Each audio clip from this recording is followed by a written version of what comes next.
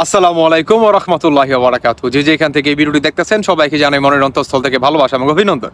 সানজিদা চৌধুরী এই মানুষটাকে চেনেন না, আমাদের বাংলাদেশে খুব অল্প সংখ্যক মানুষ আছে, সেটা আমি বিশ্বাস করি।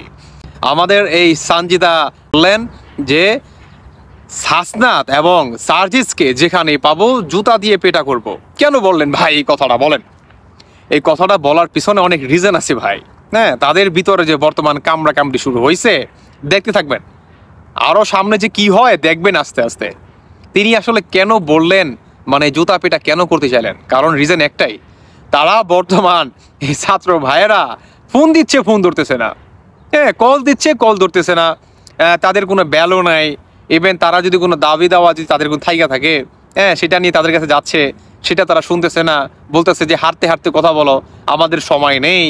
হ্যাঁ, এই ধরনের কথা বলতেছে। কিন্তু এই মানুষগুলার এই ব্যবহার করে কিন্তু তারা এই সরকারি মনে করেন উপদেষ্টা চেয়ারে বসছে। হ্যাঁ, ঠিক এই মানুষগুলারে মনে করেন ভরে গেছে, একদম ঠিক মির্জাফরের মতো।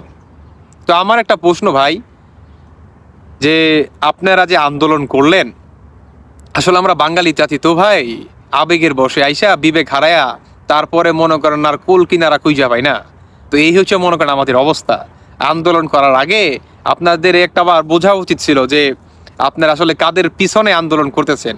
এই মানুষগুলা যখন নাকি আসলে আপনারা সফলতা অর্জন করবেন, তখন কি এই মানুষগুলা কি পাওয়া যাবে? দেখছেন, আমি একটা কথা বলছিলাম না, এরা প্রবাসীদের সাথে তো বাটপারি করছেই, এখন মনে করেন সবার সাথে বাটপারি শুরু করে দিছে। আর দেখবেন ভাই আস্তে আস্তে কি হয়, বুঝেন নাই? একটা পর্যায়ে যাবে, জানেন এই সমন্বয়কদের কি হবে? বাংলাদেশের রাস্তায় বের হতে পারবেন না। হ্যাঁ, নিজের বাড়ির সেমাই থেকে বের হতে পারবেন না। নিজের বাসায় থাকতে পারে কিনা শেষ পর্যন্ত সেটা নিয়ে সন্দেহ আছে। মানুষ ঘেরাও করে ফেলবে। হ্যাঁ, মানুষ ঘেরাও করে ফেলবে যে এই হচ্ছে মীর জাফর। ভাই, মানুষ মানুষের জন্য, তাই না? এত প্রাণ গেল, এত সব কিছু গেল, কিন্তু এই সমন্বয়ক বাবাজিরা এখন তাদেরকে চিনছে না। তাদেরকে এখন চিনছে না, এটা কোনো কথা? হ্যাঁ, তবে সানজিদা চৌধুরী, আমি তাকে সেলুট জানাই বরাবরের মতো। তিনি যে কথাটা বললেন, আমি তার সাথে একদম একমত। তিনি বললেন এই হাসনাত আব্দুল্লাহ এবং সারিস আলমকে যেখানেই পাবো জুতা পেটা করব। তারা যদি কোনো দাবি দাওয়া নিয়ে যায়, তাদেরকে বলতেছে তোমরা আওয়ামী লীগ করো, তোমরা জামাত শিবির করো, তোমরা বিএনপি করো, নেও ঠেলা। তারা গেল ভাই মনে করেন কুঠা নিয়ে, হ্যাঁ, কুঠা না মেধা, সেটার বিরুদ্ধে আন্দোলন করলো, তারা স্বাধীনতা অর্জন করলো। কিন্তু এখন এই সমন্বয়কদের কাছে তাদের দাবিগুলো নিয়ে যাইতেছে।